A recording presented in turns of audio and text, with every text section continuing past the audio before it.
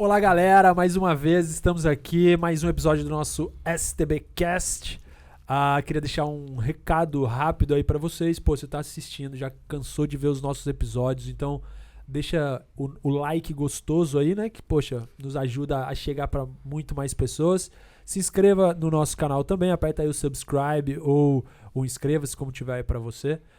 E, poxa, manda esse podcast pra aquele seu brother, aquele seu amigo, amiga, enfim, parente, irmão, primo que tá querendo vir aqui pra Austrália, que quer saber um pouco como é viver aqui, ter umas experiências aqui, enfim. Então, não deixe de mandar pra essa galera, nos ajude aí bastante. Também nos siga no Instagram, STB Underline Austrália. Lá a gente tem um conteúdo mais dinâmico, uma coisa mais rápida, mas que vai ajudar bastante você também. Bem-vinda mais uma vez, Daniela Odin. Tudo bem? Você está tranquila? Tudo certo? Muito. Friozinho batendo. Friozinho batendo. Hoje aqui. Eu tô até com a minha mantinha hoje. Eu também já vim com minha super blusa gigante. Eu já vi uma galera que me encontrou esses dias na rua aí e eu tava com a mesma roupa que eu tava no podcast. E aí eu fiquei, putz, essa galera, por isso você me reconheceu, não sei o quê.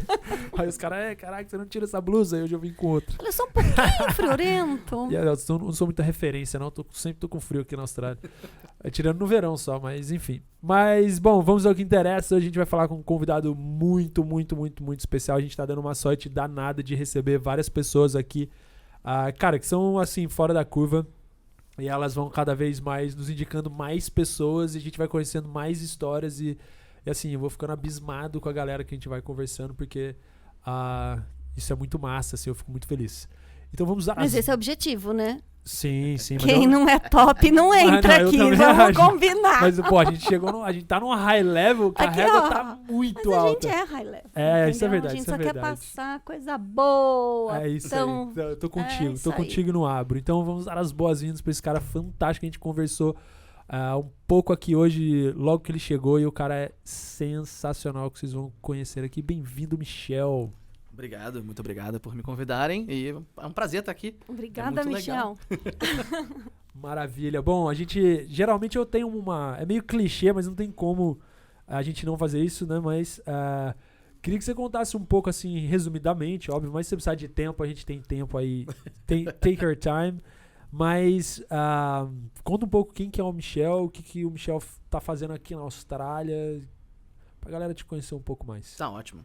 Bom, prazer a todo mundo, eu sou o Michel, eu trabalho com design há mais ou menos 20 anos, então obviamente eu vou ter que resumir, mas eu comecei com design, a gente brinca que eu comecei com design quando era praticamente tudo grama, não tinha nada, você olhava e falava, bom, não existia. Todo mundo era webmaster no mundo da internet, então assim, quando eu comecei você tinha que programar HTML, CSS, e era isso, não tinha outra opção. Você fazia front page, né, essa época boa. Ainda antes disso, é na marra mesmo, você tinha que literalmente escrever no editor bloco de notas. Boa. Agora, isso não tem nada a ver com design, né? Mas naquela época era isso, só tinha webmaster, só tinha código. Então eu aprendi sozinho e tudo mais, e fui trabalhar no IBEST no Brasil durante um tempo, e carreira passei anos e anos no Brasil trabalhando até conseguir sair do Brasil. Fui trabalhar nos Estados Unidos, passei lá 6 anos na Califórnia numa agência, e aprendendo um monte de coisa, trabalhando com um monte de tipo de cliente diferente, clientes de produto. Vamos entrar nessa área depois, o que é produto, mas comecei a aprender, assim, que era interessante essa área de produto, que era uma área que eu gostava muito. Fui trabalhar na Holanda com a Booking.com, uma das maiores empresas, na verdade a maior empresa de acomodações do mundo. Sim. É o terceiro maior e-commerce do mundo. E aquilo me chamou a atenção, fui trabalhar nisso, pensei, poxa, qual é a maior empresa de e-commerce então? É a Amazon, mas a maior competidora é a Shopify. Shopify abre as portas para outras pessoas criarem suas próprias lojas, e eu fui trabalhar na Shopify no Canadá, passei 2 anos lá, e aí depois de um tempo, no Canadá, onde é muito frio. Se você tá com frio aqui, você estaria com muito frio no Canadá. Eu não ia conseguir, eu não ia sobreviver. Não. Eu ia congelar literalmente, inteiro, assim, tipo. Certeza que não ia dar. Não ia rolar, não ia dar certo. É só lembrar que eu congelei a minha barba de chegar a quebrar ela e sair pedaço. Então, o quê? É verdade. Você tá brincando? É verdade. Menos 45 graus, você faz assim na barba. E sai. Assim, toma barba. Mas bom, como é verdade isso, eu, depois de um tempo no Canadá, resolvi que não dava e vim parar aqui na Austrália, onde eu tô há 3 anos com a Atlassian, que é uma empresa que faz software para as empresas que fazem software. Também mais uma pra gente entrar nisso depois e conversar. Mas eu tô há 3 anos aqui como designer e como gerente de experiência, que a gente chama de design manager, certo? Trabalhando no time do Jira, que é o maior produto da Atlassian. E é isso. Um monte de coisa. Além disso, eu sou mentor de design para pessoas de comunidades de minorias e tudo mais. E foco muito em trazer pessoas para a indústria de design e apresentar para elas a opção de mudar de carreira. Como que elas conseguem mudar de carreira. Muita gente quer mudar para a área de UX, para a área de design. E você vê essa procura, essa demanda. Então, assim, ajudando essas pessoas, qualquer área que elas venham, como chegar lá, vendo os currículos, os portfólios, pedindo, né, dando ajuda para as pessoas. E faço o meu podcast chamado Latinxes Who Design, que é sobre entrevistar pessoas da América Latina, todos os países. A ideia eu quero conseguir um de cada país, ainda vou conseguir. Mas a ideia é entrevistar todo mundo de lá e mostrar que é possível sair desses países e fazer sucesso fora desses países. Tanto que é por isso que o podcast é em inglês. Eu não fiz ele na língua, né? Não fiz em português, não fiz em espanhol, para não ficar assim, mas a pessoa, ela já fala português nativamente. Então, é por aí. Eu acho que isso é um resuminho, assim. Que bacana. E, cara, como é que começou a sua... Como é que você se ligou, assim, que você queria ser designer, assim? Você era o cara criativo da turma ou você era o cara que não levava jeito e acabou lá? O que aconteceu?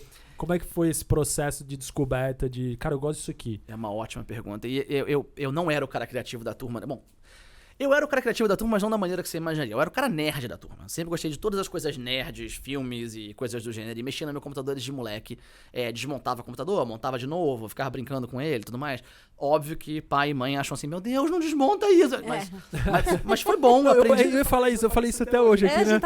Eu sempre fui curioso também. Isso. E aí eu falava, cara, não, eu vou desmontar. Só que eu nunca montava de volta. Não, eu montava, então, mas não parecia igual. Sempre quebrava, entendeu? Não. Tipo, nunca deu certo. Eu dava prejuízo. Eu dava mais prejuízo. Eu ia lá, montava, mas o carrinho lá, não sei o que lá, eu queria ver o que tinha dentro. Cortei todos os fios errados e já era. O carrinho não funcionava mais. Não, e aí, meu pai... acho que não era muito pra mim. Meu pai já chegou na minha casa com o computador aberto, com placa aberta, com ventilador ligado em cima, coisa em volta. E tipo assim, o que é isso? Funciona. Não pergunta. Só acredita que funciona, entendeu? Mas assim... Mas peraí, assim, o seu pai chegava com o computador assim? Ele viu na minha casa que eu montei uma vez. Entendi, e ele ficou tipo assim, Michel, o que é isso, cara? De onde é que você tirou isso? Que ventilador é esse? O que isso tá fazendo? Como assim? E ele é engenheiro, né? Então, pra ele estudou engenharia elétrica, depois estudou engenharia civil. Então ele olhava aquilo e ficava assim, que zona é essa? Acredita que tá funcionando. E o que importa é isso. Eu fiz funcionar. Tá bom. Boa. Então assim, eu sempre fui a pessoa que achava a solução e que fazia funcionar. Já aí o lado designer de ser, né? Mas o que me chamou pro design foi a Pixar. A Pixar lançou Toy Story, eu era moleque, eu vi Toy Story demais. no cinema. Amo Toy Story. Também amo. Amo Disney, amo Pixar, amo tudo isso. Mas assim, Toy Story especificamente, você viu aquilo que é um mundo criado completamente no computador, certo? E você vê personagens, você vê histórias, você vê mundos inteiros. Eu falei, que é isso que eu quero fazer. Eu quero criar mundos, criar personagens, colocar eles na televisão, Tem ver emoção. isso. Ai, muito legal. Só tem um problema. Não tinha curso de computação gráfica desse tipo no Brasil, certo? Então você teria que fazer esse curso fora do Brasil e para fazer curso nos Estados Unidos. Nessa época, faculdade desse tipo, você tinha que provar que tinha todo o dinheiro da faculdade antes de chegar lá. Tá fácil. Fácil. Ainda mais porque você tá recebendo em real claro. e tá mandando pra dólar. Super simples. Eu tinha, óbvio, tava no meu bolso o dinheiro da faculdade, tinha guardado lá de bobeira. Não, aí óbvio, você não pode fazer a faculdade desse jeito. Então eu fui procurar algo no Brasil que, assim, coçasse essa coceira, né? Achasse algo que me desse pelo menos um lado criativo pra responder isso. Eu achei publicidade e propaganda, né? No caso, propaganda e marketing, que foi o curso que eu fiz. E fui fazer isso. Mas quando eu entrei na faculdade de propaganda e marketing, eu já fazia site pros meus amigos, fazia site pra mim, tinha zine, gravava coisa que não tinha podcast na época, mas gravava rádio, brincadeira com os amigos, publicava no site e tudo mais. Então, aquilo já meio que existia pra mim, já tinha um lado todo designer que eu não sabia que era designer. Um professor viu na faculdade e falou assim, Michel, você não quer ser estagiário na minha agência? E aí eu, nem sabia que podia ser estagiário disso, mas vamos ser estagiário na agência. E eu comecei totalmente despretensioso, sem saber o que era, fui ser estagiário na agência. E aí descobri que aquilo que eu estava fazendo era uma profissão, né? E aquela agência tinha contato com o IBEST, que era um prêmio de melhores sites do Brasil na época. Eu lembro que era um hype gigante da votação do prêmio IBEST. Cara, vota no meu site. E era engraçado. Qualquer um que tinha um site, por exemplo, que você entrava, era um tipo um iframe que você só copiava e colava. Um badgezinho que ficava lá. Era super simples. E aí, tipo assim, na época, eu lembro até o meu primo tinha um site de Pokémon. E tipo, tinha um hype de Pokémon. Tinha. E o meu primo, cara, colocou lá e ele falava, me se liga, ó, eu sou não sei qual site aqui. Tipo, eu tava entre os 20, sabe, alguma coisa assim? Sim. E eu falava, caraca, que sinistro isso. E era um hype muito grande. A galera era muito, vota. Definitivamente. Tipo, E as agências de tinha publicidade muito, competiam, sim. ficavam tipo, eu tenho 10 IBESTs, eu tenho 5 IBESTs. Olha, a gente ganhou 4 esse ano. Era uma loucura aquilo. É né? igual hoje ter like. Eu tenho tantos likes. assim, É o Web Award. Hoje em dia. Era um prêmio de assim, você tinha que votar no seu site favorito, vamos dizer assim. Então você entrava no site, aí tinha um íconezinho, lembra até hoje, era meio que um selo do eBest, assim. Uma bola amarela com um I no meio. né? Exato. E aí embaixo, tipo assim, vote aqui. Então, cada pessoa que gostava do teu site entrava lá e depois no fim não sei se era por ano, não lembro. Por ano. Ganhava o prêmio. Ganhava o prêmio. Aí você cadastrava. Então, qualquer pessoa que tinha um site entrava lá no eBest e colocava, tipo, a categoria e tal. E aí você concorria. Então, tipo assim, obviamente, tem os grandes O players do Oscar mercado. da Mas internet. quando você entra, você acha que você tá concorrendo e que você Mas tem chance. Entendeu? Mas Você era fala, isso. meu, vamos lá. Eles queriam criar o Lions, o Web, né? Tipo, a coisa que é bem realmente essa coisa do prêmio de publicidade. E publicidade tem muito essa coisa do prêmio. Sim. O Lions. Você quer ganhar o Lions de Cannes, você quer ganhar, né, o prêmio disso. Hoje em dia tem o Web Award, que é o de internet. É a mesma ideia. A ideia era, você quer ganhar o IBEST e tem a categoria. Então, a categoria hotel, o IBEST do ano, hotel urbano. Tinha essas coisas assim, era bem isso. Não, mas Então, era até bom, porque eu acho que assim, deu um gás na. Até porque, por exemplo, que nem você falou um exemplo de hotel. O cara que era dono do hotel, ainda mais naquela época, ele meio que não ligava pro site, assim. E passou a ter, por exemplo, assim, essa premiação, acho que incentivou com que o cara falasse, pô, preciso olhar isso aqui Olhando melhor, essa- preciso fazer isso aqui direito, porque eu também quero ter um prêmio Ter desse. E as É. agências usavam pra vender o produto, né? Você pegava isso e falava assim, gente, você quer um site? Olha, minha agência ganhou 5 IBESTs. Você não quer fazer um site que pô, ganha então o IBEST? cara Eu sei faz- fazer site que ganha. Então o cara faz site em flash, Exatamente, irado. exatamente. Então, mas eu cheguei antes do Flash. Como eu falei, eu cheguei lá que era tudo grama mesmo. Não tinha Flash, não tinha Tinha animação, nada. não tinha nada. Era só código puro. E aí fui trabalhar no IBEST. Fiquei lá um tempinho. Tava na faculdade, tava meio que aprendendo ainda. Não, como eu falei, eu não sabia nem que isso era uma profissão. E tava estudando propaganda e marketing. Eu não sabia que eu ia parar em internet. Então, tipo, não existia o termo UX design. Não existia Nossa, product nada disso, design. é. Nada disso. O Google não existia. Pô, era Yahoo, era Alta Vista. Né? Era o- Yahoo, talvez. E o brasileiro acho que era o KD, Era né? o KD. KD.com.br. Era o Lembro, KD. cadê? Que loucura. Que louco. Então, assim, obviamente, grandes descobertas, a internet foi crescendo, eu fui crescendo junto com ela, fui aprendendo todas essas coisas. Óbvio, evoluí pro Flash, evoluí para essas coisas todas. Logo depois do Flash veio a parte de Web Standards, que é uma parte de semantizar, a internet faz semântica, onde a língua da internet segue a língua de programação, quer dizer, uma coisa meio nerd, mas assim, legal, positiva pro futuro das coisas. E nessa época eu comecei a ver que o meu currículo estava tendo muita pegada fora do Brasil. Muita gente de fora comentava, falava, pô, está em inglês, você sabe inglês, você sabe isso, quer dizer, por que não aplicar pra fora? Só que aplicar pra fora significava estar fora do Brasil. Eu não tava fora, eu tava no Não Brasil. existia home office, né, cara? Não tinha Naquela home época. office, não tinha remote, e você não tinha Zoom, nada disso, né? Era todo mundo no Skype o máximo. Mas Skype era moderno. Skype era super Super. moderno. Oh, Não, meu não, Deus. pera lá. Era o Net Meeting. Não, era Skype. O meu era Skype. Skype? Skype muito moderno. Que isso. Antes da Microsoft comprar o Skype. Era o Skype mesmo. Tinha. Então, assim, eu obviamente via que tinha demanda, mas eu não tava fora pra poder fazer uma entrevista. E as pessoas queriam entrevista em pessoa. Ela queria que você viesse aqui no escritório fazer uma entrevista juntos, em pessoa. Então, assim, é a mesma coisa. Eles queriam entrevista em pessoa. Você tinha que ir lá na Califórnia fazer uma entrevista no Vale do Silício, né? Aí eu pensei, por que eu não vou? Por que eu não, sei lá, me jogo lá e vou ver no que dá? Vou fazer uma entrevista. Então, já que tinha demanda, já que eu via que as pessoas queriam falar comigo no currículo e tudo mais, eu fui passar um tempo nos Estados Unidos, com cara e coragem, passar um tempo de turista mesmo. Só tipo, vamos lá, vamos passar um tempo lá e ver o que dá. Quantos anos você tinha mais ou menos nessa época, Ai, assim? meu Deus, 25, 6 talvez, por aí. Perto disso. E aí eu apliquei para um monte de empresa e consegui umas entrevistas em umas empresas aqui e ali. Tem uma história muito engraçada. O Yahoo me chamou para uma entrevista e era o meu sonho naquela época. O Yahoo era gigante. Era Eu pensei, gigante, meu Deus, era vai gigante. ser a entrevista dos sonhos. Eu tenho o e-mail até hoje com Que legal. 8 horas de entrevista que eu ia fazer no dia. Tá tudo marcado. Essa entrevista na primeira hora, segunda hora, almoço, tudo era entrevista. Entrevista o dia inteiro era entrevista, certo? Microsoft tentou comprar o Yahoo. E aí o Yahoo teve que cancelar todas as contratações do ano. E eu Ai, tava que com a entrevista delícia. marcada. Eu estava lá. Eu pensando, meu Deus, é minha entrevista. O que acontece agora? Nada de entrevista. Eu nunca fiz a entrevista. Ficou só nos sonhos. Mas... Putz, que Você sacanagem. guardou o e-mail. Eu guardei, tá lá, Claro. tá lá. Eu vou botar num quadro um dia, esse Sim. e-mail. Tá lá, só todas as horas. E todas as pessoas que iam fazer essa entrevista são grandes de internet hoje em dia. São pessoas que você conhece de nome no mercado. Então é muito engraçado que eu ia ter conhecido todas aquelas pessoas. Mas, não era pra ser. Fui fazer uma entrevista numa agência de publicidade, na verdade, agência de design, chamada Album. E aí acabei pegando a vaga lá na Album. Eu tinha muito mais experiência do que as pessoas lá, tava todo mundo meio que novo e tudo mais. E foi legal porque, de novo, pude aprender e ensinar um monte de coisa. Era a primeira vez que eu tava trabalhando fora, então eu aprendi a trabalhar fora, morar fora do país sozinho.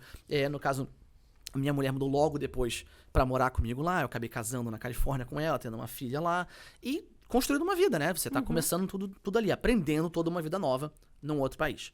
Passei 6 anos na Califórnia e trabalhando com essa agência. E aí trabalhei com várias empresas do Vale do Silício. Então, quer dizer, eu acabei ficando exposto a várias empresas diferentes. Mas assim, trabalhei com tudo.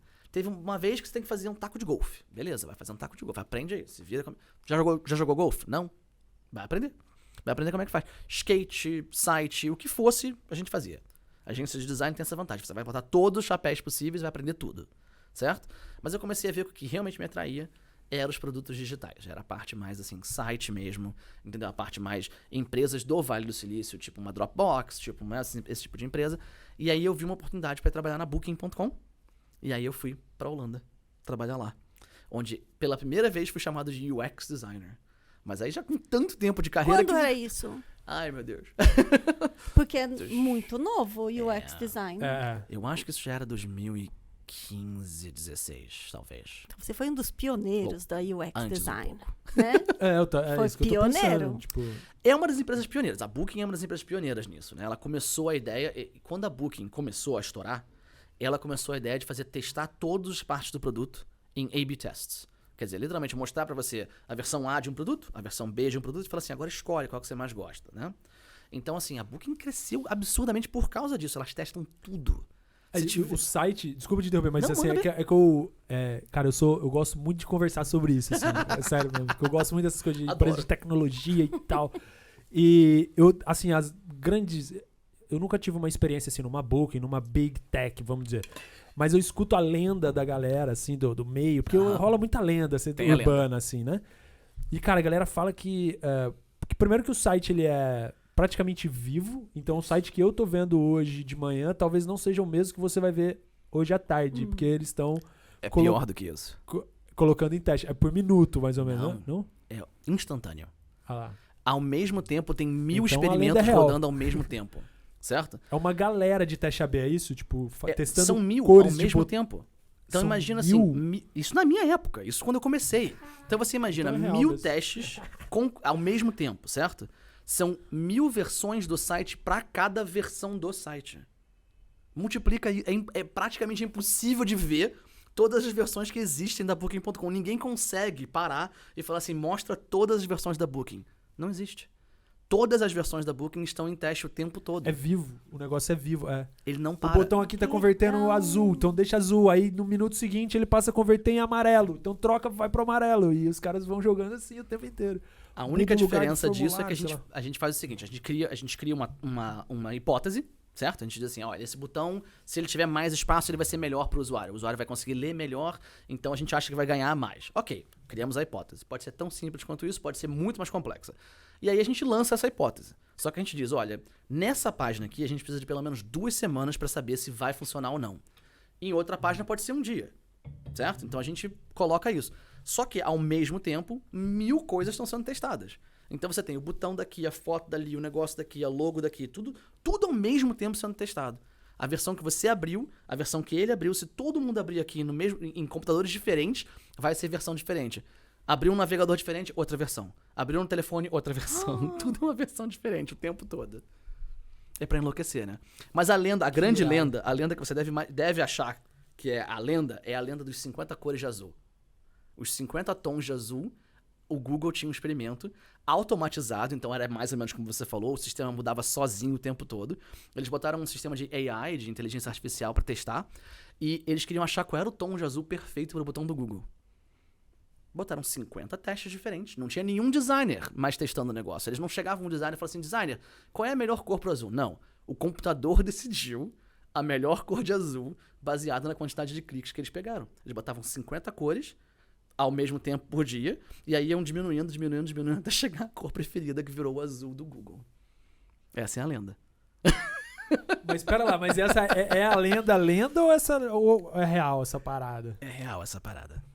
O Netflix faz o mesmo, a Booking faz o mesmo, a Amazon faz o mesmo. Essas grandes todas, elas chegaram num nível de maturidade de inteligência artificial. Então, mas daí vai... A inteligência artificial vai... Dominar o mundo. Sim e não. E os UX designers vai acontecer o quê? É uma ótima pergunta. Mas a verdade é que você precisa dos UX designers para as partes grandes do problema, certo? Saber se a cor do botão é um azul ABC ou azul CBD não importa. A verdade é essa. É muito pequeno, é um problema muito pequeno. Você quer os UX designers pensando nos problemas maiores. Por exemplo, se eu entrar na Booking hoje e fizer mais um Booking, é mais dinheiro para a empresa. Beleza, aumentou a conversão. Só que quanto mais aumenta a conversão, mais aumenta cancelamentos.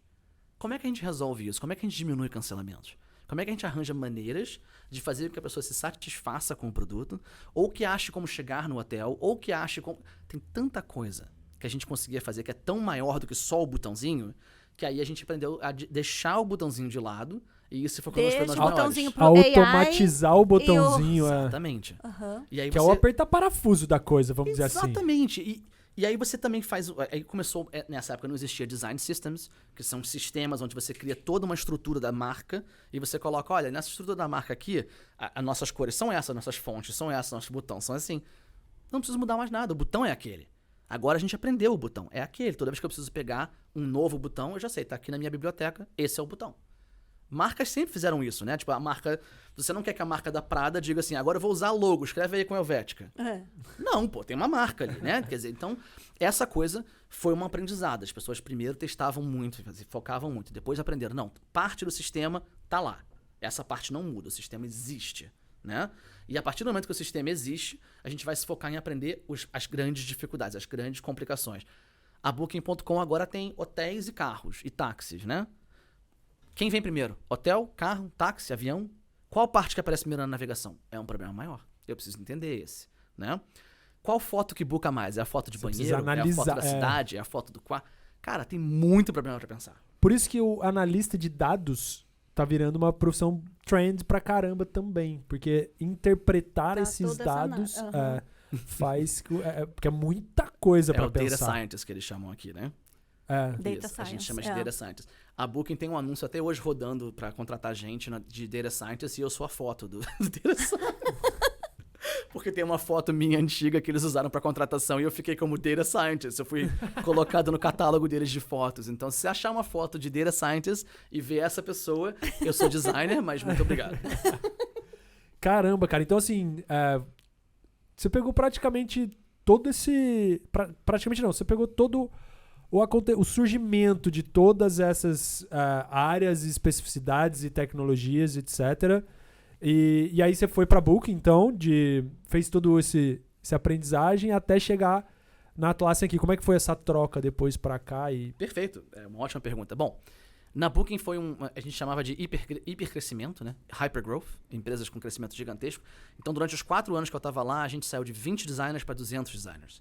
Muita coisa eu tive que aprender e tive que ver que, no final das contas, essa coisa de só acreditar em dados é difícil. Eu queria mais o UX designer que realmente falasse com o usuário, que realmente tivesse esse contato, porque não dá pra ser UX sem falar com o usuário. Tá lá, o User Experience Designer. Exato. Aí, eu fui procurar empresas que faziam mais isso, encontrei a Shopify no Canadá, fui trabalhar lá com eles 2 anos. É uma empresa que completamente diferente da Booking. A Booking é tudo o tempo todo hoje, porque se lançar hoje, daqui a 2 semanas eu sei se o resultado funcionou ou não. E a Shopify não, a gente vai falar com todos os usuários, vamos aprender se isso vai ajudar todos eles, porque essa loja é a loja deles. Então é como se o cara tivesse uma loja num shopping, certo? E amanhã fala assim, eu vou trocar sua porta daqui pra cá. O cara, não, eu não quero que você troque a minha porta. A porta é minha. Mas o site é a Shopify. Então a gente tinha que falar com os usuários, aprender muito mais, entender se aquilo funcionava pra eles ou não.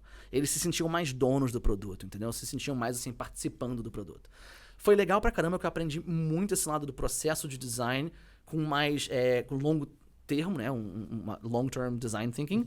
E a empresa focava em, a gente está construindo para daqui a 100 anos. A gente não está construindo para hoje. A gente quer construir uma empresa que vai durar, que tem um futuro. E eu vi, que, apesar de eu gostar muito daquilo, eu também achava que tinha que ter um balanço, um equilíbrio entre o hoje, o que a gente está construindo pro hoje e pro agora, e o que a gente está construindo pro futuro daqui a 100 anos que a gente quer chegar, entendeu? E pouquíssimas empresas na história do mundo chegaram a 100 anos. Então, mesmo que você queira construir para daqui a 100 anos, você tem que acreditar também no hoje e no agora. E aí, conversando com as empresas e tudo mais, surgiu a oportunidade de trabalhar na Atlassian, aqui na Austrália. E eu sempre tive curiosidade, sempre gostei dos produtos da Atlassian, sempre usei o Trello e o Jira. Usava o Jira na Booking. E aí eu achei, bom, todo mundo fala mal do Jira. Se eu sou um designer... Ainda bem que você falou, eu não usei, mas eu trabalhei em agências no Brasil, agências de comunicação, Sim. que a galera, parou a agência lá, vamos implementar. No Brasil a galera não chama, não é o Jira, é o Girão. É o Girão, É o Girão Girão. da massa. É que ele chama Gira com J, então é Jira. Só que aí no Brasil ninguém fala Jira, a galera fala Gira. É o Girão. Botou no Girão, Girão. E aí, cara, era um pau danado lá, porque a galera, todo mundo rosnava. É. E aí eu nunca trabalhei mesmo, de fato. Nunca pus a mão na massa. E eu falei, Nunca caramba. trabalhei de fato, é muito bom. Não, você entendeu. Não, eu nunca usei o sistema, não tinha no meu departamento. Mas eu via sempre muita gente reclamando, cara. E eu fiquei... Até quando você começou a falar do jeito que eu falei, caramba, será que eu falo ou não falo? Pode falar, é verdade. Mas você chegou já falando isso. Eu Não, falei, mas olha... Porra, então eu vou comentar, pô. A verdade é, você é um designer, você quer o quê? Um desafio.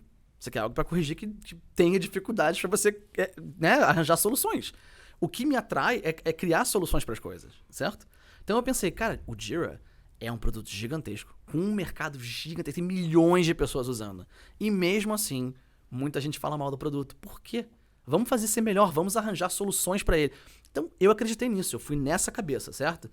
Tem um porquê esse produto é usado, ele obviamente tem um lado que ele é muito bom, e ele é um produto de software para empresas que fazem software. Então eles se entendem, as pessoas, né? A linguagem é a mesma, entendeu? Então, daí eu já achei, bom, ele já tem uma vantagem, eles falam a mesma língua que o usuário. Já começou bem, né? Só que o usuário acha alguma coisa errada. Por quê? E aí me atraiu demais essa ideia, vim pra cá pensando nisso, e trabalhei desde que eu cheguei aqui só no Jira, certo? Numa parte que a gente chama de Jira Plataforma, a plataforma Jira, que o Jira é praticamente um sistema operacional de trabalho. Você pode construir o que você quiser no Jira. O Jira se foca... Todo mundo fala pra você que o Jira é ruim porque o Jira é feito por um admin. Um administrador vai lá e monta o Jira dele, certo? Se o seu admin gosta do Jira e tá fazendo um Jira aqui, né, um girão, que ele gosta e que ele sabe fazer, e ele ensina os outros a usar, provavelmente vai funcionar. O problema é que a gente quer fazer isso ser fácil pra todo mundo. E não só pra galera que tem esse administrador lá que sabe o que tá fazendo.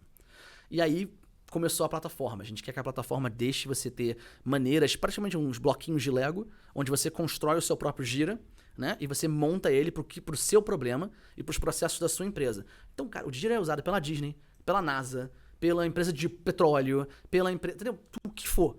E cada empresa tem o seu processo. E ela tem que se adaptar a todos esses processos. Nenhum produto vai fazer isso. Caramba, é uma white label de um plataforma pra sistema. processo, Exatamente. Então, Oi? é uma plataforma para É uma processo? plataforma para processos de trabalho.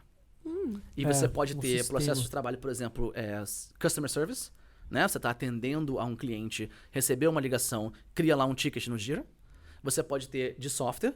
Olha, a gente quer lançar um novo feature, vai ser uma tela que aparece no começo do programa. Você escreve lá a história no Jira. Cada um tem o seu processo.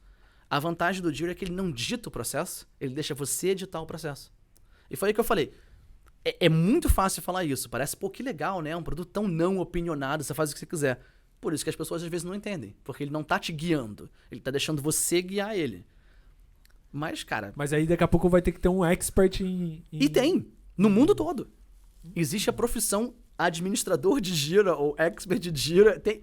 Isso é uma coisa mundial, assim, essa coisa, entendeu? Existe um produto, né? Que irado. Criou uma demanda por pessoas que entendem de Jira. O Salesforce faz isso também, né? Todas Então, essas empresas, Oracle, Sun... eu lembro quando eu comecei lá no comecinho da minha carreira, eu imprimia uns negócios que você botava no lado de ônibus, assim, sabe? Aquelas adesivos do lado de ônibus gigantescos. São os vinis que você cobre ônibus inteiro ou carro inteiro com vinil. Uhum. Para você imprimir isso, você tem que ter uma máquina da Sun Microsystems, que é uma máquina que é raríssima hoje em dia. Ninguém tem um Sun Microsystems em nenhum lugar. Mas existia isso. Você tinha que ir pra uma sala entrar nessa sala, trazer um arquivo do computador que você tivesse para aquela sala, para aquela máquina poder renderizar um negócio gigante e imprimir. O cara tinha que fazer curso de Sun Microsystems para fazer o setup de uma impressora. Sempre tem uma loucura dessa, um administrador de computador de impressora. Pra quê? Vai entender. Precisa. Existe profissão. A vantagem da área de tecnologia é essa. Existe profissão crescendo pra tudo que é lado. E como a área é nova, a gente tá aprendendo ainda onde as profissões estão indo. Você nunca sabe. 2 anos atrás, quem era designer de VR? De Virtual Reality? Ninguém. Hoje em dia, você tem aí a Meta dizendo que eles vão lançar o metaverso e contratando 3 mil pessoas amanhã pra fazer design de VR. Você fala, gente, da onde vai surgir esses 3 mil? Especialistas com 10 anos em VR, por favor. Por favor.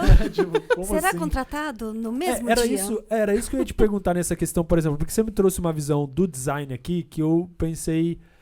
cara, ela foi muito mais além do que eu tinha na minha cabeça. Isso eu achei fantástico, porque...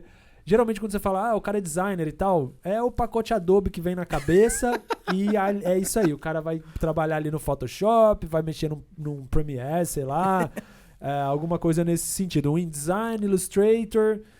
Ok, e cara, você falou uma frase que aí você me corrija se eu estiver errado, e eu acho que até o processo de design thinking assim, trouxe isso de uma forma muito legal. Mas, na realidade, você é vamos dizer assim, intitulado designer, mas você é um solucionador de problemas. Sim. O designer, ele é um solucionador de problemas, certo? E tem de todos os níveis. Você tem o design de interface, de interação, de UX, de service design. O service design conecta tudo. Então, assim, se você for começar a pensar em service design, você poderia ter uma pessoa que vê quem vai entrar na loja tem que passar por aqui. Então, quando a pessoa vai passar por aqui, o espaço que a pessoa passa na loja, o pacote de chiclete vai estar aqui, porque está mais perto. Tudo isso é pensado. Tudo isso é design. Tudo tem design, certo? Tudo tem design o tempo todo. Algumas coisas têm design ruim, mas a maioria das coisas tem design. A questão é o quanto você pensou esse design, colocou o pensamento à frente do design. Então, o service design está em tudo. Você tá certo. Você tem lá esse layer. E aí você vai descendo. Service, interaction, UX. E lá no finalzinho, a interface mesmo do usuário, que é só o que você está vendo. Mas é a cabecinha do iceberg, né? Tipo, você só vê como usuário o que está na tela. Tudo que fez aquilo chegar ali, entendeu? Uma das histórias que eu mais gosto, voltando lá na Booking.com. A Booking.com, ela, como eu falei, quanto mais você booka, mais problema de customer service.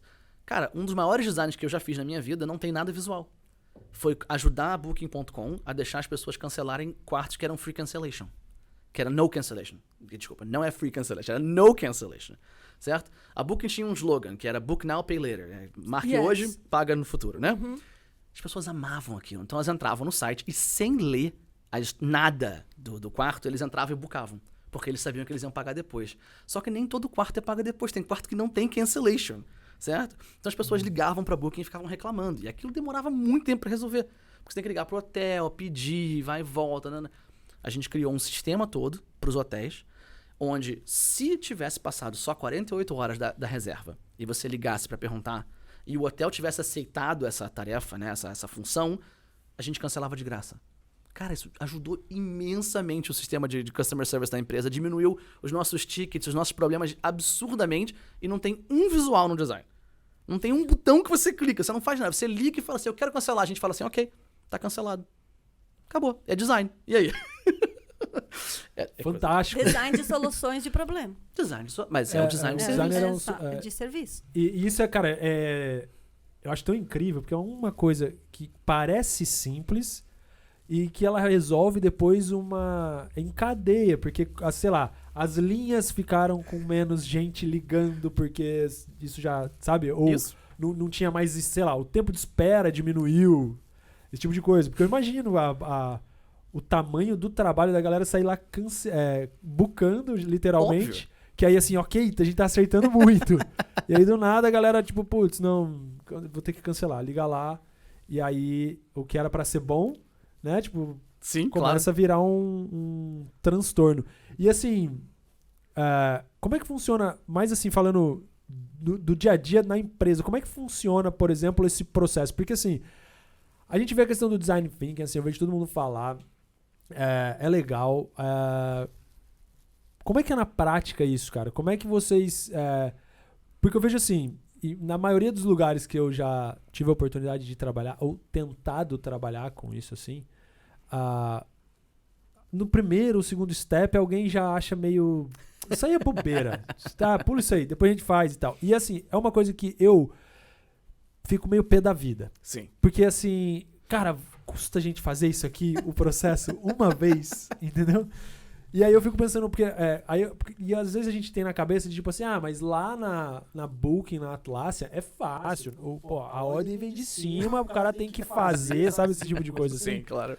E muitas vezes não é. Então, como é que é esse processo, assim, um pouco desse dia a dia do como que é essa identificação, como que a gente vai fazer essa ideação, como que a gente vai prototipar, Perfeito. vamos testar. Olha, em todas as empresas que eu trabalhei, na Booking, na Shopify, na Atlassian, repetição. Repetição é a mãe do negócio. Você tem que repetir o processo de design para todo mundo o tempo todo, e não só para os designers, para a equipe inteira. Você tem que mostrar para todo mundo da equipe que o design é para todo mundo. Porque o designer normalmente não programa o código. Normalmente. Na Booking programava, mas normalmente não. Então, se o designer não vai programar o código, você precisa que os developers também entendam o design e queiram fazer o design, e queiram seguir esse processo. E que entendam que eles também contribuem com o design. Se eles acharem que alguma coisa está errada, que não está fazendo parte do processo, que está indo num caminho que está diferente, que contribuam, que tragam para a gente conversar. Então, normalmente, o processo a gente começa sempre a trazer a repetição da nossa maneira de trabalhar, certo? E coloca sempre... existe um Double Diamond, que é um sistema de design que a gente fala, que a gente pensa, que a gente começa num ponto, que é a ideia. Essa é a ideia que a gente vai explorar. A gente explora essa ideia o máximo possível, vai crescendo o diamante, né? Vai explorando em várias direções, e aí depois testa essas explorações com o grupo. Às vezes com os stakeholders, com o time, com a galera de cima, com a galera de baixo. Onde você puder, você vai testar isso para tentar ver quais áreas, pode ser por prós e contras, pode ser porque o que a gente consegue criar, pode ser o que a tecnologia permite, o que for. A gente vai testar. Porque o explorar é realmente assim, brainstorming. Fica doido aí, cria o que você puder. Você começa a trazer de volta o funil, chegar mais perto e chegar numa ideia. Essa ideia vai ser testada. Então você testa e vai variando esses testes com o usuário, certo? Aprendendo com ele para poder voltar ao final onde você vai lançar. Praticamente todo mundo vai te dizer que isso é o Design Thinking. São esses Double Diamonds e tudo mais. Cada empresa tem o seu nome disso, cada empresa tem a maneira que ela fala isso. A gente chama de The Atlassian Way. De novo, é só um nome, mas a ideia é a mesma. Você tem o Wonder Phase, onde a gente entra numa área meio tipo assim, a conversa tá totalmente cinza, a gente não sabe o que vai fazer. Vamos pensar junto? O Vamos trazer. brainstorming. Mas a gente traz o time. Não é só o design. O designer não é a única pessoa que faz design. Você vai trazer o PM, que é o Project Manager, você vai trazer o Engineering Manager, você vai trazer developers pro time. E você vai sentar e conversar o que a gente quer fazer, por quê, como isso ajuda o usuário. Será que isso ajuda o usuário certo? Essa é a resposta certa da pergunta, certo? Achar a pergunta, às vezes, é mais importante do que achar a resposta. Porque você pode tentar, de várias maneiras, solucionar um problema, certo? E ver que aquela solução não é a solução, no final das contas. Eu tenho um caso na Shopify, um adendozinho, onde eu passei 1 ano tentando fazer um negócio ser shipped, ser lançado, e durante esse 1 ano inteiro a gente achava que aquela era a solução que a gente ia fazer. Era uma solução na área de shipping. Você tinha que construir um sistema de shipping e tinha uma caixa. Shipping tem caixas, né? Tinha uma caixa, que é uma caixa modelo. Ninguém entende o que diabos é uma caixa modelo. A caixa modelo tá lá, só para poder fazer um pré-cálculo da coisa. Dizer pra você assim, bom, se você usar uma caixa de 7x7x7, o custo do seu produto vai ser tanto para enviar. Não existe caixa de correio de 7x7x7. Ela é só um modelo. E o usuário entra e vê aquilo e acha, então se eu for mandar vai custar 15. Aí ele cobra 15 de você e quando ele manda é 7, ou é 20, ou é 40. Ele fica, mas você não falou que ia ser 15? A caixa modelo. A gente passou 1 ano tentando resolver isso. 1 ano. Só que essa não era a pergunta certa. Entendeu? A gente passou 1 ano tentando achar a solução para isso, para caixa modelo. E na verdade... Qual que era a pergunta? Tinha uma coisa muito maior que a página inteira não fazia sentido. Porque a página inteira começava dizendo assim, você quer free shipping? Então você tem que criar uma camada de regiões, colocar quais países vão estar nessa região, e aí pra onde vai ter free shipping. Tinha tantas camadas que a pessoa tinha que entender. Quando a pessoa chegava no final da página, ela tava assim, já pode mandar? Deixa eu mandar esse negócio logo, eu só quero mandar. Já tô liberado? Exatamente. Tanto que a gente falava, perdão da expressão, a gente falava que tinha um momento ou ship. Quando a gente parava no shipping, nos settings de shipping, a gente falava assim, ship. Porque a galera se tocava de que não tem shipping settings que ajudasse ninguém a entender aquilo. 1 ano, parou tudo, cancela tudo, esquece. Vamos começar de novo. Não vai dar certo. Tem que ter muita coragem pra fazer isso, pra poder parar e falar assim, não, essa não é a solução certa. Então, assim, é legal ver que empresa grande, às vezes, ao invés de acreditar no sunken cost e só deixar, tipo, vamos lançar porque a gente já tá lá, falou, não, para e vamos lançar o certo. Entendeu? Então, voltando pro certo que eu tava falando, o processo de design é isso. É saber que às vezes você tem que questionar, você vai descobrir o que tá errado, ou lá no final, às vezes. Então você quer tentar descobrir quanto antes possível. Não tem como tá certo. Você nunca tá certo em design. Você sempre tá progressivamente menos errado. Esse é um amigo meu da Booking que falava, o Leandro, e ele falava, e eu acho muito legal. Acho interessante também. Eu entrevistei ele no meu podcast, no Latin Nexus with Design, e ele falou essa frase e eu roubo o tempo todo. Progressivamente menos errado. É perfeito. Porque você aprende cada vez mais algo novo sobre aquele design. Então você faz uma nova versão melhor do que a anterior. É perfeita? Não. Nunca. Então tá sempre progressivamente menos errado. E baseado numa experiência do usuário ou de quem quer que a pessoa que seja. Tipo, não é aquela coisa do que você acha que é o melhor. É tipo, é o teste também que... Né, que eu vejo sempre aquela imagenzinha do celular que o usuário nunca entende. Pressione aqui, aí ele aperta o dedo, assim, sabe? Tipo aquelas coisas. E era pra, Tem muitas. tipo, Tem um pessoal muito famoso. Tem um designer, não, na verdade ele é um escritor muito famoso, chamado Don Norman, que ele fala uma coisa chamada portas Norman, certo? A porta tem um handle pra fora, né? Você pega esse handle, pra onde é que você puxa ele? Você puxa ou empurra? Você normalmente puxa. Parece que aquilo tem uma função, uma forma que te mostra que a função é puxar, certo? A maioria dessas portas você empurra. Então a gente chama de portas Norman, né? Porque é baseado numa teoria dele de que essas portas sempre deveriam ter... A função deveria seguir a forma do design. Forma e função deveriam andar juntos, mas não é verdade, não andam. Você não olha para um negócio e fala assim, eu sei exatamente como isso funciona, porque se eu pegar aqui vai abrir. O usuário aprende as coisas, ele é acostumado com as coisas. Mas no dia a dia, você tem que trabalhar muito com o time e repetir para o time o processo, fazer, né, make sure, ter certeza que o time está aprendendo o processo. E você tem que fazer, tipo assim, vamos trabalhar juntos para achar as soluções dos problemas grandes. Quais são os problemas grandes? Qual o problema que a gente consegue resolver com a tecnologia de hoje, com os efeitos de hoje, para poder chegar numa solução que vai realmente ajudar os usuários, né? E tá caminhando mais para ser assim, ajudar o usuário, ajudar o negócio e ajudar o planeta, né? Antes era só, tipo, ajudar o business. O business, a empresa. Era sempre isso. Aí você foi business, usuário, né? E agora business, usuário, planeta. As pessoas estão juntando as coisas cada vez mais. Tá saindo muito dessa coisa do só pro business e, tipo, né? Só pro business o cara vai fechar. Porque o usuário vai começar a perceber se você tá me enganando, se tá fazendo só pra você. Entendeu? Só pro usuário também não dá certo. Porque o usuário começa a querer outras coisas de você. Então tem todo um aprendizado que tá acontecendo nesse mercado. Mas eu vejo assim, repetição, sempre. Aprender o processo de design, criar o processo da sua empresa e ver que aquele processo esteja funcionando, esteja, né, tipo, ajustadinho ali, igual um equalizador de som perfeitinho. Tá sempre mudando, nunca tá exato, né? E descobrir qual é a teoria que funciona pro seu grupo.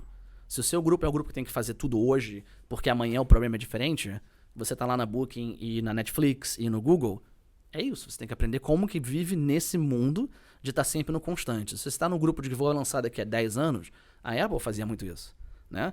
O iPhone ficou em estudo anos e anos e anos, não era nem um iPhone, era um iPad. Quando eles iam lançar, era tudo um iPad. Não tinha iPhone. O processo que eles tinham inventado era, vamos fazer um tablet. Você clica nele com a sua mão. Vai funcionar. Até alguém resolver, mas o fator de espaço, de tamanho não é legal. A pessoa não tem onde botar aquilo. Ah, então por que você não põe no bolso? E aí você acha aquele momento do, uou, é isso. Botar no bolso vai fazer a diferença, entendeu? Então tem muito isso, assim, sabe? Devagar você achar qual é o caminho que funciona no seu grupo, na sua empresa. Caramba, que E hoje, assim, pensando nesse novo mundo, né, que está mudando cada vez mais e profissões estão aparecendo, como você mesmo falou, o designer da Virtual Reality, que vai ser contratado amanhã. Então, o que você acha que a pessoa tem que ter para falar, eu sou um cara de design, claro. Eu sou um designer. Quais são as habilidades que você acredita que ele tenha que ter? Qual a vocação desse cara? Esses jovens que estão acabando o colegial agora e ainda não sabem o que querem fazer, mas de repente tem um insight ali. Eu gosto de gaming, eu gosto de imagens, eu gosto de fotografia. É muito por aí, é saber onde a pessoa gosta, o que ela gosta, certo?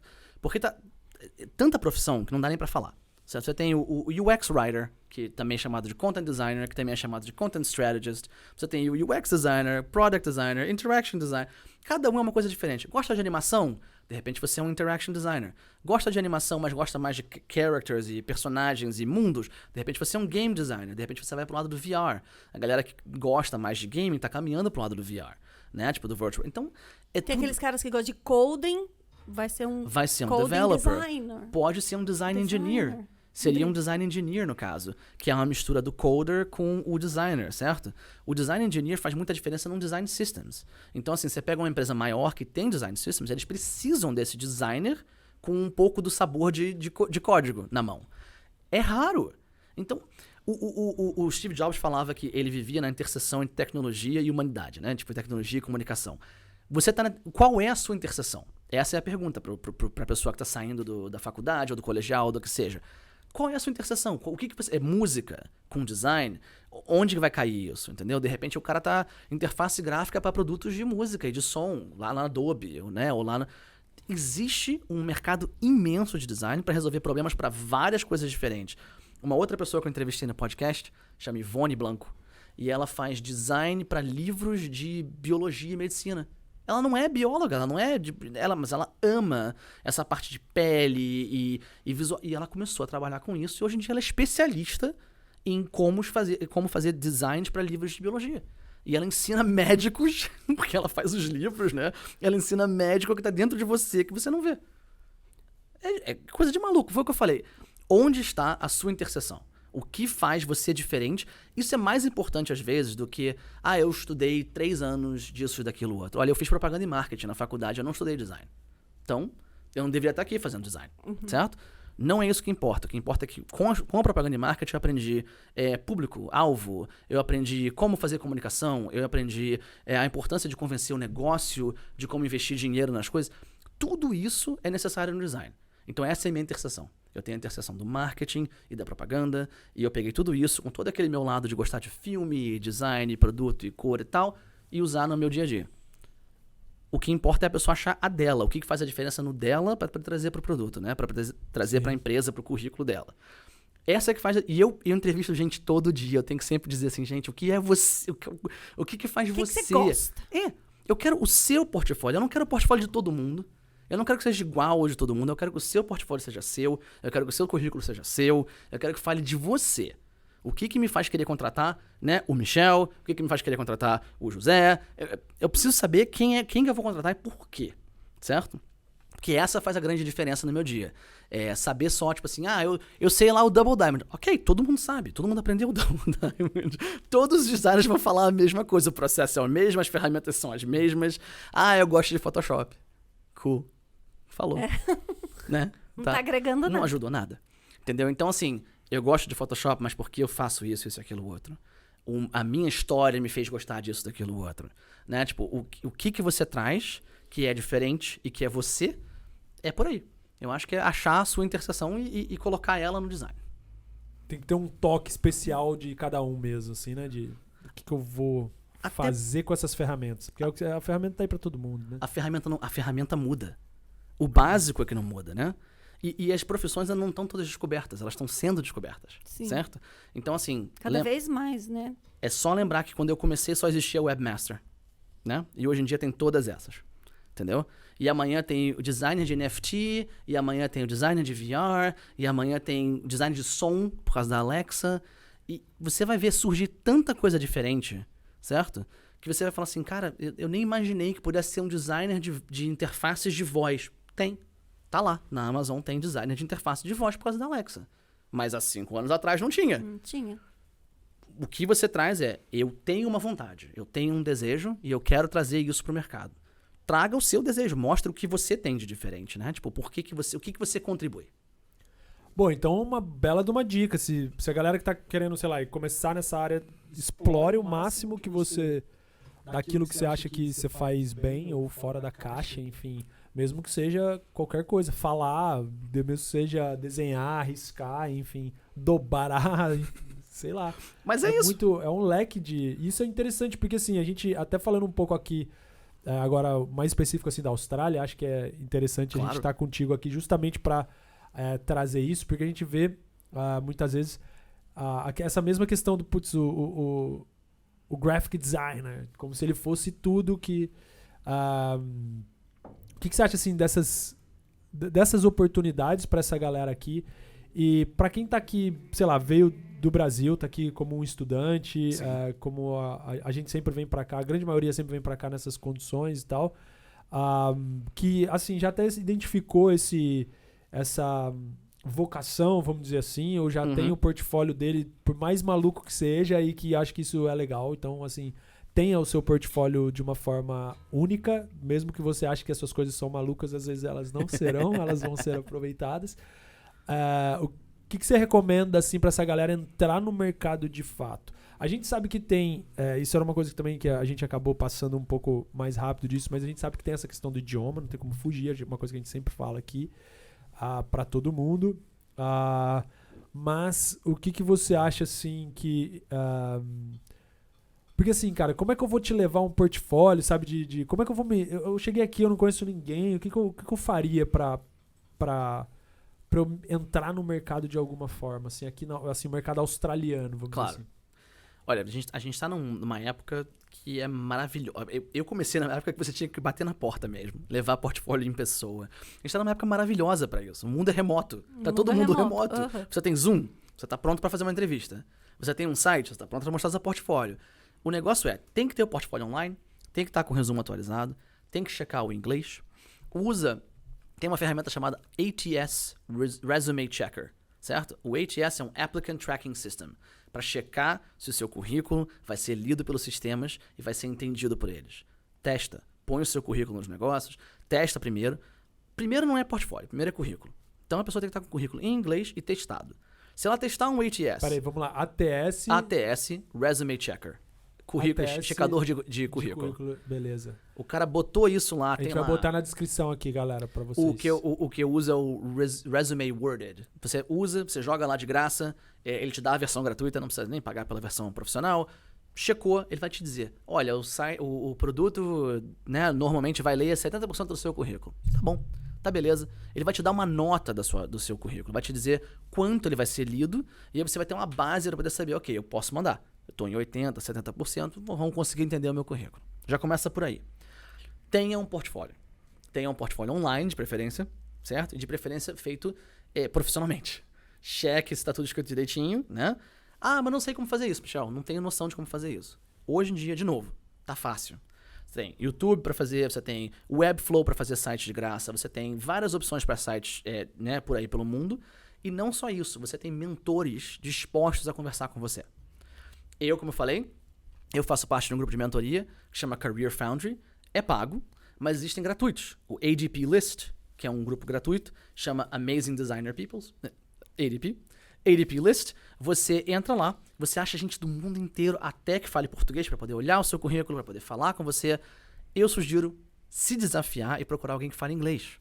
Para você poder se colocar no mercado já pensando assim, se eu tô querendo fazer entrevista aqui na Austrália, acha um australiano, acha um neozelandês, né, um novo-zelandês, para poder desafiar você. E aí mostra, as pessoas dão tempo para você, dão meia hora, dão 1 hora pra você de graça, só para poder conversar, saber o que você quer, saber o que você tá procurando. É bom que você já vai sem o peso da entrevista, por exemplo, assim. Óbvio. Então você vai lá, eu tô nervoso aqui só de falar contigo, o cara vai falar, relaxa, vamos trocar uma ideia numa boa. Por isso que eu falei que existe a versão paga e a versão gratuita. A versão paga, por exemplo, mentores mesmo, cara, tem treinamento de entrevista, tem treinamento de como é o seu currículo, tem treinamento do que a gente espera, tem tudo isso. Você realmente conversa com a pessoa, olha, numa entrevista eu vou fazer isso. Eu vou te colocar num whiteboard e vou falar assim, eu quero que você faça isso. Esse é um desafio. Vamos lá, faz aí, meia hora. E você vê a pessoa reagir, você ensina ela o que ela reagiu bem, o que ela reagiu mal. De novo, não existe certo, não existe errado, é o que foi bom, o que foi mal, mas é uma conversa, né? É uma negociação da coisa. Então vale a pena, hoje em dia, ter o currículo, ter o portfólio, fazer mentoria, procurar pessoas. Tá no Twitter é uma coisa tão assim boba, né? Tipo assim, tá no Twitter, tá no LinkedIn, botar as coisas, procurar as pessoas da sua área para poder ficar em contato. Tem até grupos de Slack hoje em dia que são gratuitos, que as pessoas se juntam e trocam informações. Então procura esses grupos, corre atrás, e tem grupos focados em minoria também, o que é muito legal. Então assim, você vindo do Brasil, você vindo da América Latina, você vai achar grupos específicos para designers dessa área, certo? Do seu país, da sua minoria, para você poder... Qual tipo de suporte que você pode me dar, né? Porque a gente já começa com uma desvantagenzinha, que é, o seu nome não é em inglês. O meu nome não é Michael Blacksmith, meu nome é Michel Ferreira. O meu amigo britânico costumava falar isso comigo. Michel, por que você não muda pra Michael Blacksmith? É muito mais fácil. Mas é Michel Ferreira, né? Tipo, então, o chinês faz muito isso aqui. no mundo todo, eles sempre mudam o nome, né? Sim. Então, assim, você começa com isso, quando a pessoa lê o seu nome, ela já sabe. Você não é americano, você não é australiano, você não é. Só que as empresas grandes não estão nem aí para isso. Elas estão todas focadas em diversidade, equidade e inclusão. O design em si é uma área que precisa disso, porque o design dos futuros possíveis só é possível se você traz pessoas de todas as áreas. O design é feito por pessoas e não para pessoas. Então a gente precisa que todas as minorias e todas as pessoas sejam envolvidas para poder fazer os grandes, né, tipo, descobertas e inovações do mundo.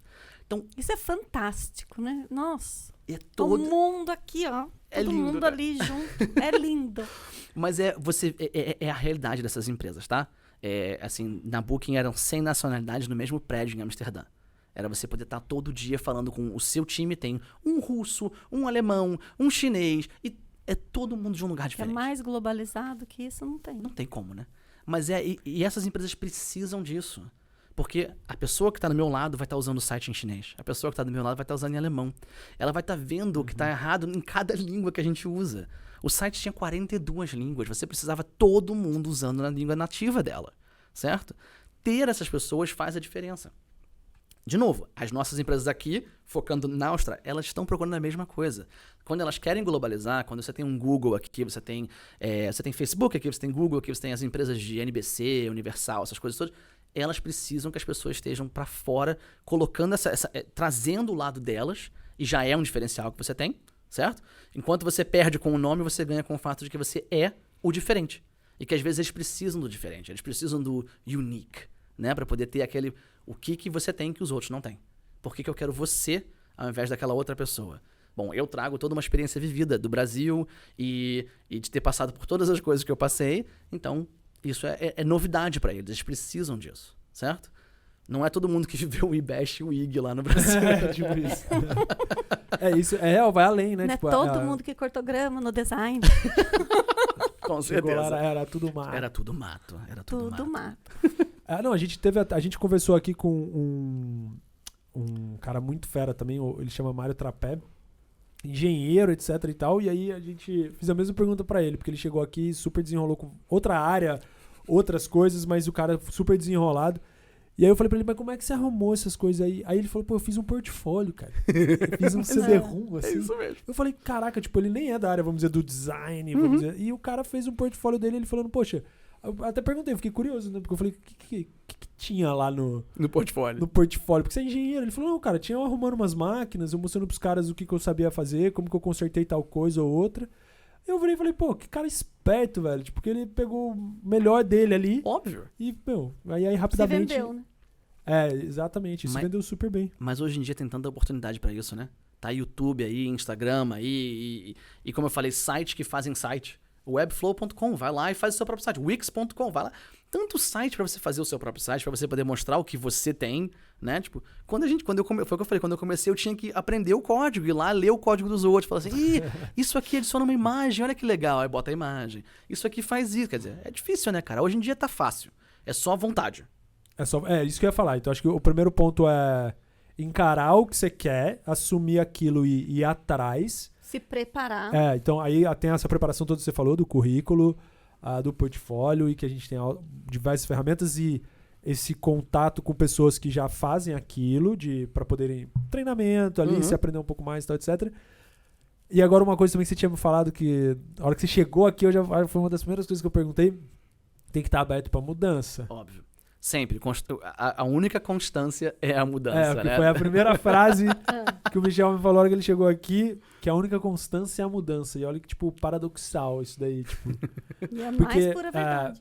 Não, e assim, principalmente essas techs, né? Óbvio. Empresas de tecnologia não para. Nada tá nunca parado nas empresas de tecnologia. Tá tudo sempre mudando. Né? Então, assim, não é só o site da Booking nem do Netflix que tá mudando o tempo todo quando você tá clicando nele, não. Se você passar lá o Netflix, muda a telinha do Netflix que você tá vendo, né? Tipo, o próprio anúncio do produto. Tá tudo mudando, o tempo todo. Internamente, a organização mudou. A nova pessoa que entrou vai fazer um novo processo de pensamento. As coisas estão sempre mudando, o tempo todo. Mas as empresas de tech, elas estão preparadas para isso. Então, se você está nessa área, está procurando nessa área, constância é só mudança. É só mudança, muita coisa diferente. Então tem que ser versátil ainda, tipo, nesse sentido. Tá aberto ao novo todo dia. Todo dia. Não adianta achar que, pô, vou fazer isso aqui agora, vou fazer isso aqui pra sempre. Não dá pra ser vai rígido. acontecer. As coisas Não estão dá. sempre mudando. Caramba, cara, é muito louco isso. Eu gosto, É assim... demais. Até tava vendo, e aí até queria conversar contigo por estar dentro de uma big tech, assim, e a gente viu que esses dias saiu o relatório da iCombinator dizendo que o cenário futuro vai ser mais... Não vai ser mais aquela maravilha toda que estava previsto por conta das questões econômicas e tal. Meu ponto de vista é um pouco também assim, porque eu acho que eles, cara, queimaram muito dinheiro com muita coisa que ainda não se rentabilizou, vamos dizer assim. Sim. Então, obviamente, eu acho super válido, porque abriu novas possibilidades, mas no fim do dia a conta tem que fechar. Tipo assim, cara, essa torneira uma hora vai... Que é o que acho que acontece com tudo, né? Claro. Se a gente começar a não pensar em outras formas de energia, daqui a pouco o que a gente tem vai acabar. E eu acho que isso também se transformou para essa questão dessas... Então todo mundo tava falando, poxa, eles até, se eu não me engano, até no comunicado deles, dizia que, poxa, se você segura o cash flow pelos próximos 2 anos ou adianta as suas captações, porque a torneira vai fechar e tal. E aí eu fiquei com um pouco isso na cabeça, eu queria saber um pouco de ti, se você, tipo assim, vocês sentem isso no dia a dia, vamos supor, de chegar ao sei lá, caramba, galera, os executivos estão meio preocupados, assim, ou tipo, não, vamos trabalhar e, velho, estamos faturando, tá dando tudo certo e... 90% do tempo é exatamente o que você acabou de falar, que é vamos trabalhar, tá tudo certo, tem coisa pra caramba pra resolver, não falta problema pra resolver, e é uma área imensa, certo? A questão toda é uma área imensa, mas tem um monte de investimento em bobagem, né? Isso é normal. Teve o Bubble, né? Explodiu o Bubble naquela época, acho que 2008, eu acho. Porque tinha um monte de bobagem. Tinha um monte de gente criando um monte de... o site do $1 milhão com um monte de pixelzinho pra você comprar. Tipo, legal, mas pra quê? Né? Então, assim, porque as pessoas estavam aprendendo, estavam explorando, estavam crescendo a coisa. E vai sempre ter essa parte, você tem que errar. Não é só a nossa indústria, todas as indústrias. O cinema tem quantos fracassos por ano para poder ter 2, 3 sucessos explosivos, né? Não é tudo que é blockbuster, não é tudo que ganha. Alguns filmes vão ser fracassos, alguns vão ser limões. Carro também. Um carro é lindo, vende pra caramba, o outro não vende tanto. Tudo na vida é assim, certo? Em tecnologia é igual. Vai ter empresas que estão sempre crescendo, estão sempre criando, estão sempre produzindo, e vai ter algumas que vão ficar pelo caminho. Mas isso é normal, certo? Então você tem que pensar, a área tá positiva? Tá, a área tá positiva. Você tem Googles e Amazons e Shopifys, Netflix e Atlassians e por aí vai, que vão estar crescendo muito para os próximos anos, entendeu? A área em si cresce. O mundo é digital. O mundo não volta atrás, o mundo não vira pra trás e fala assim, não, parou, gente, olha só, todo mundo voltou pra papel hoje, pega lá, começa a imprimir, por favor, um monte de coisa lá, ninguém vai voltar pra isso, o mundo é digital. Muita coisa que não é digital ainda, vai virar digital. Governos digitais, serviços digitais, digitalização de parte médica, hospital, tudo vai virar digital, correto? Então, assim, o que não é digital que eu posso trabalhar? Onde que eu posso transformar o que não é digital em digital? Essas áreas são sólidas. Eu inventei um novo sistema de som. Não sei. Porque é novo, porque é diferente, porque é ousado. Inovação é difícil, inovação falha. É normal inovação falhar. Entendeu? É bem normal. É esperado que inovação falhe. Não são todas que... Quanto antes falhar, melhor até, né? Falhe rápido, né? Sempre tem essa coisa. Mas é por aí. Então, assim, o falhar, ok, faz parte, certo? Mas existe uma outra área gigante que vai continuar crescendo. O virar digital não volta atrás. Essa parte eu tenho certeza, a tecnologia caminha para isso. Você só tem que começar a pensar que onde estão as coisas que não são digitais, essas eu posso trabalhar e vão continuar crescendo, ou quais as coisas digitais que já existem e que vão começar a fazer melhor para o planeta, de repente a parte de energia limpa, tem tudo isso, certo? Tem várias áreas para crescer. Bolhas existem, é isso. Certo? As pessoas criam coisas que às vezes você fala assim, realmente, pra que eu preciso de um NFT de um macaco comendo uma banana? Não sei. Hoje eu não sei pra que eu preciso. Mas teve a moda, teve tudo tem o seu momento. E outra coisa, VR e Second Life, essas coisas. Cara, 10 anos atrás teve uma febre disso, né? Era todo mundo, vai ter o Second Life e os Sims e os não sei o que e tal. Filme 3D, vai todo mundo virar 3D, todo mundo vai ter televisão 3D em casa. Sempre tem as loucuras, certo? E elas sempre explodem e fica por ali. De repente é o momento certo do VR, de repente não é. Mas a gente vai descobrir, né? Tipo, eu acho que é por aí também. Se não tivesse, a gente não ia conseguir evoluir, né? De jeito nenhum. Tem que ter pra errar, pra ver lá, ninguém gostou, então... Isso aqui não deu certo, volta pro processo de design de novo. Eu acho que é parte da própria natureza, né? Tem um livro chamado Scale, certo? Que fala de natureza de empresa, natureza de pessoa, natureza biológica, no caso, e natureza de cidade. E comparando as três, né? Tipo assim, uma empresa é comparado com um organismo ou comparado com uma cidade, né? A maioria das empresas nunca chegam a 100 anos. É isso que o cara fala. Então, as empresas são mais parecidas com organismos do que parecidas com cidades. Cidades são eternas. Amsterdã estava lá desde 1260. Eu já passei na rua e vi uma plaquinha dizendo assim, 1260 aqui. Tipo, uau, tipo, é muito tempo, né? Muito. Tipo, e a cidade continua. E continua evoluindo e crescendo e mudando. Mudança sempre. Ela está sempre evoluindo, crescendo e mudando e virando uma outra coisa. Certo? As empresas não. As empresas muitas vezes deixam de existir. Muitas empresas hoje em dia vão ser rápidas. Elas vão vir, vão lançar uma inovação e vão deixar de existir. Por aí. Mas é parte da evolução. Isso é um aprendizado. Isso é você tá testando coisas e vendo onde vai encaixar. E eu acho que aí é onde a gente parece mais com o organismo mesmo. O organismo também cresce, evolui, e você vê, realmente esse organismo aqui não tem condição, né, de crescer, muda, a evolução vai pro outro lado. Entendeu? Muito interessante. Que isso, que a hein? gente só aprende aqui, né? Uma aula. Caraca, isso aqui, o STBcast tá sendo uma faculdade da vida. É um mestrado. É, tipo isso. Eu venho aqui, eu vou falando com a galera, eu falo, caraca, tipo, cada uma só é uma... vivendo e aprendendo. Isso que é bom. Nossa, fera. Eu só tenho uma curiosidade, assim, claro. Seu ponto de vista. Hoje em dia, quando você vai contratar uma pessoa, muitas vezes...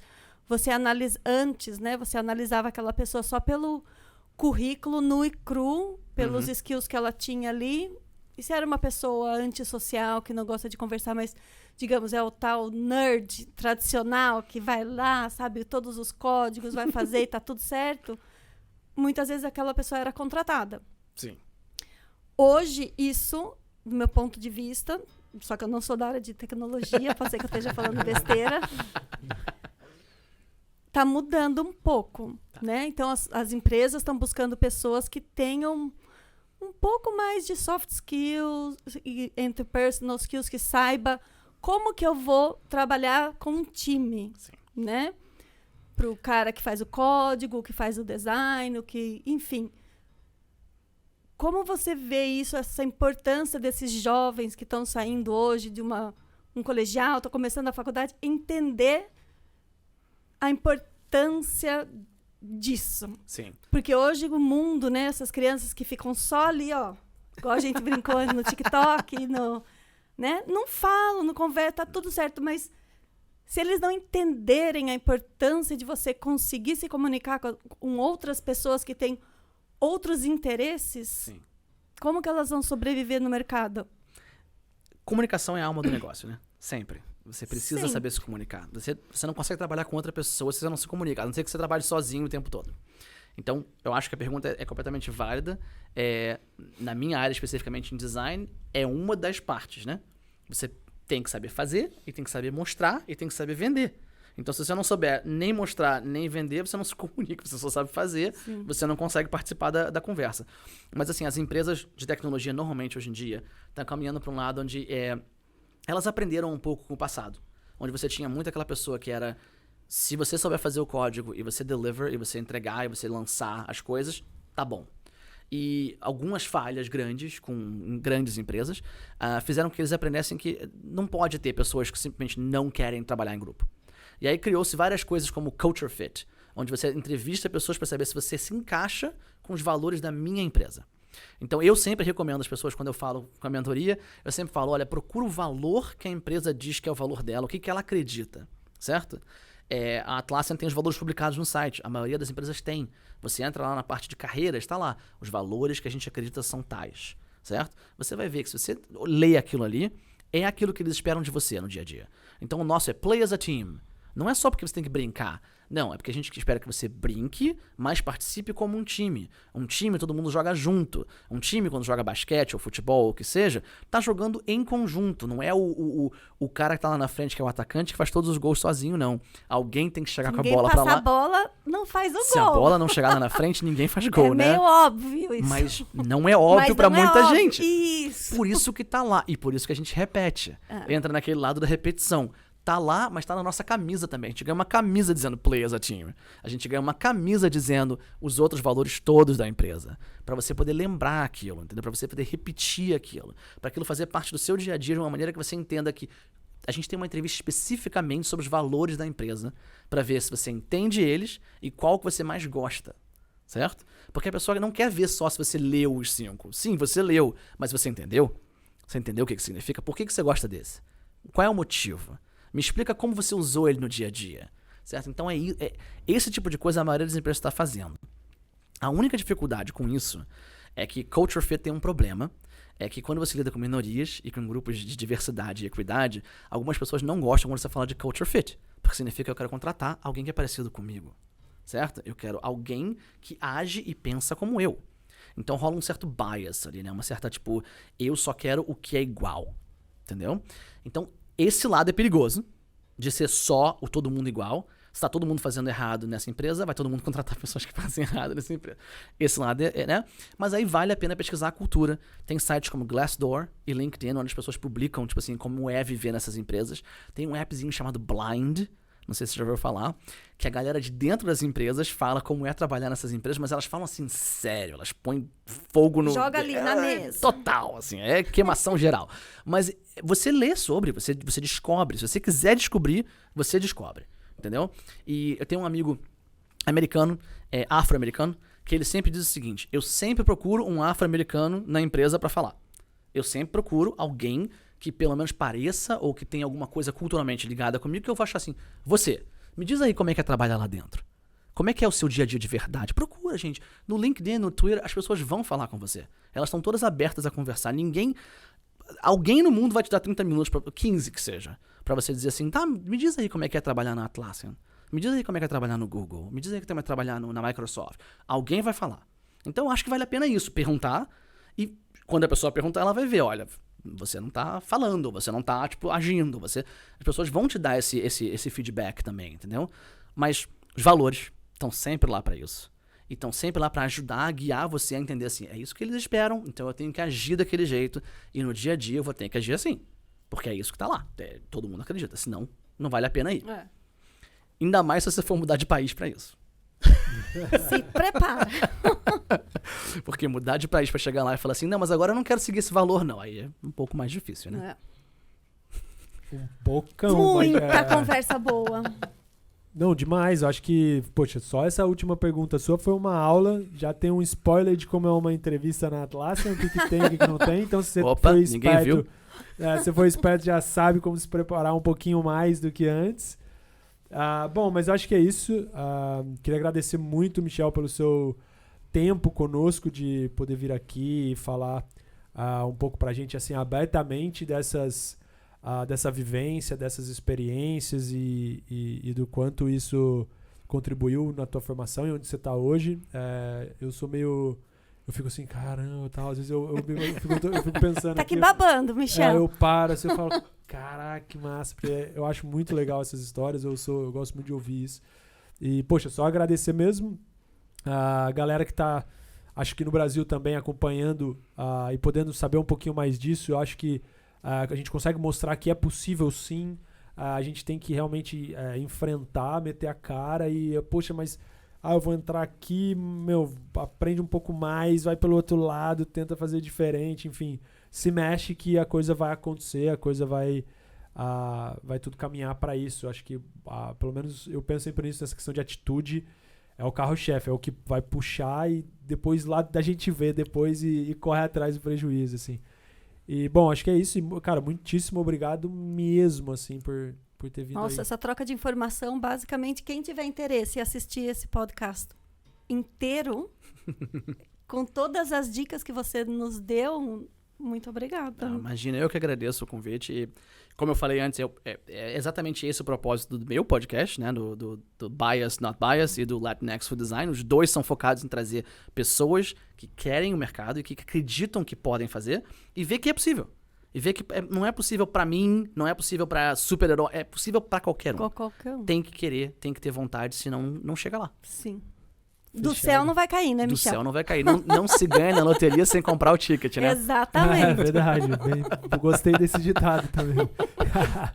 Bom, mas é isso aí, galera. Obrigado para você que nos acompanhou até agora.